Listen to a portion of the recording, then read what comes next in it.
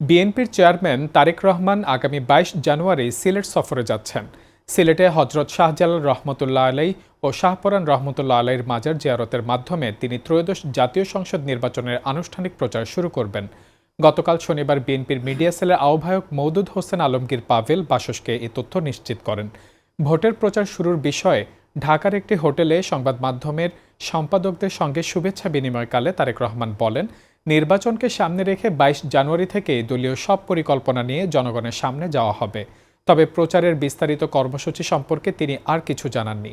তফসিল অনুযায়ী ২১ জানুয়ারি প্রতীক বরাদ্দ দেওয়া হবে এবং ২২ জানুয়ারি থেকে আনুষ্ঠানিক প্রচার শুরু হবে। প্রচারণার অংশ হিসেবে সিলেট সফর শেষে তারেক রহমান সড়ক পথে ঢাকায় ফিরবেন। পথে তিনি বিভিন্ন স্থানে পথসভা ও জনসভায় অংশ নেবেন। মৌলভীবাজারে একটি জনসভা এবং শ্রীমঙ্গলে পথসভায় বক্তব্য দেওয়ার কথা রয়েছে। এর আগে নির্বাচনী আচরণবিধি লঙ্ঘন হওয়ার শঙ্কায় নির্বাচন কমিশনের অনুরোধে দলের স্থায়ী কমিটির বৈঠক শেষে তারেক রহমানের উত্তরাঞ্চল সফর আপাতত স্থগিতের ঘোষণা দেওয়া হয়।